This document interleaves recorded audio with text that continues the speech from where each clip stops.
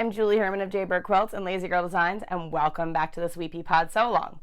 Now that you have a basic understanding of how to make the Sweetpea Pod from our previous 4 videos, we are going to jump into options. So today we're going to talk about things like ribbon, sewing in a faux metal zipper, and even using different fabrics such as faux leather. Let's get started. The first variation we're going to talk about is what to do if you don't have fusible fleece. If you don't have fusible fleece, or if you have fleece that is not fusible, maybe you have on hand batting. I often have lots of batting scraps.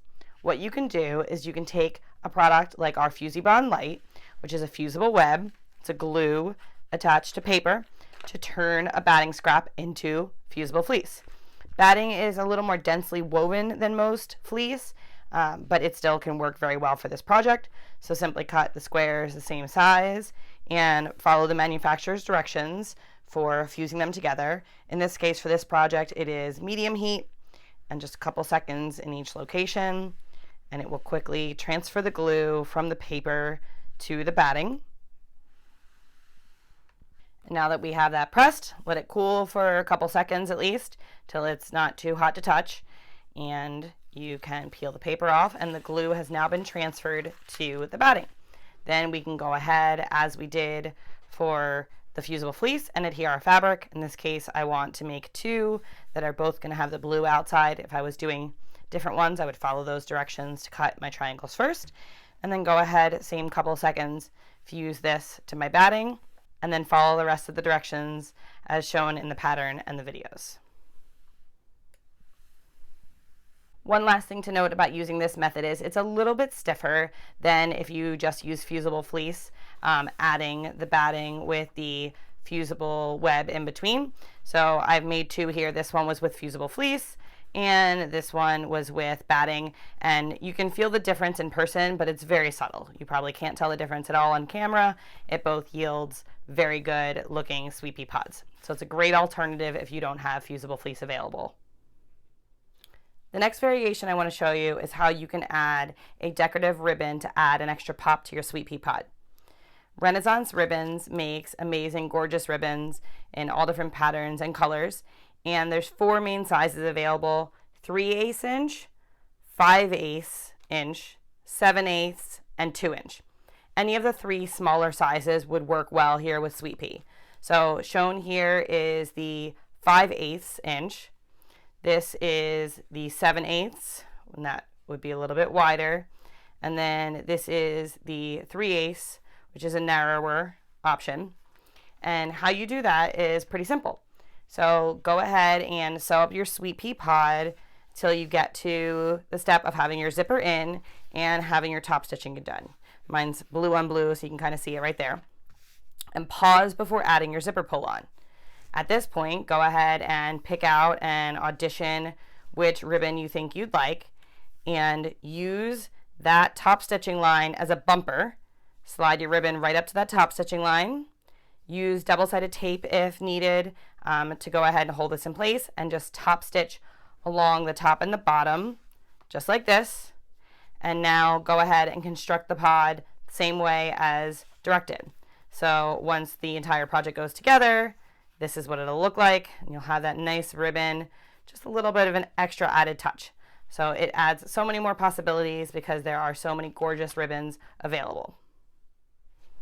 Now let's talk zippers. There are so many options available when it comes to zipper colors and zipper pulls. And you could do something like opposite zippers, which is where I used the purplish magenta over here and then switch the pulls, and then more of the orangey red. So it gives it a little bit of a swap.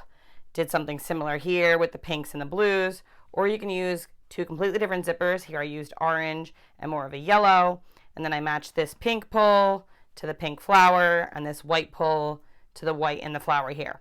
There's lots of options, and Zipper on Etsy has a great selection. There's a lot of stores that have them, but they have a great selection, and they've put together a bundle that works really well with the one zip projects. So check them out. And speaking of zippers, in addition to the many colorful options of nylon coil zippers out there, there's also now faux metal. And faux metal zippers really create a nice different look but the key is they're not actually metal. So on the inside, they are just nylon as we are used to, which means we can sew over the zipper and create a Sweetpea pod. Faux metal zippers are available in a few different places. The ones I like best are from Sally Tomato. They have a 5mm wide, which is what I've used here, and a 3mm wide. And it comes in gold, silver, as well as many other metal options and many different zipper tape color options as well. So the 3mm is the size that is used in the Sweetpea pattern. So you'll notice here that this is a wider zipper tape. 5mm just gives it a little bit more width, and also because of the metal allows us to see zipper tape, metal, zipper tape, where here we just have one color. So it's just a nice different look. There's also many different pull options available. Here they have zippers by the yard, and there's 3 yards here with 9 pulls. It's actually enough zipper tape to make 12 Sweetpeas if you go ahead and get some extra pulls. The faux metal also works great in our next variation, which is to use a faux leather product. Sally Tomato also has faux leather available, and this really creates what I think is an elevated and elegant Sweetpea pod. So to make the faux leather version, I did not interface the leather. Just went ahead and sewed the zipper to the leather and then added my lining and followed the directions as is. Creates a nice soft Sweetpea pod, but the leather gives enough structure that the Sweetpea pod does still keep its shape. I chose to use the 3mm silver nylon coil, and I think it just gives a great look there, and it still has a nice pop of color when you open it up. The last thing I want to talk about is zipper charms. Sometimes the pulls are really small and hard to grab onto, so it can be nice to add something onto them. And I have found that there are some really great zipper charms on the market. These came from Moda, and I love that this one is a seam ripper, so that if I make this full of my sewing supplies, it's kind of my little sewing kit. That's kind of also a clue to myself that that's what is in here if I have my little seam ripper pull. So I think that's just absolutely adorable. So many fun possibilities with Sweetpea Pods.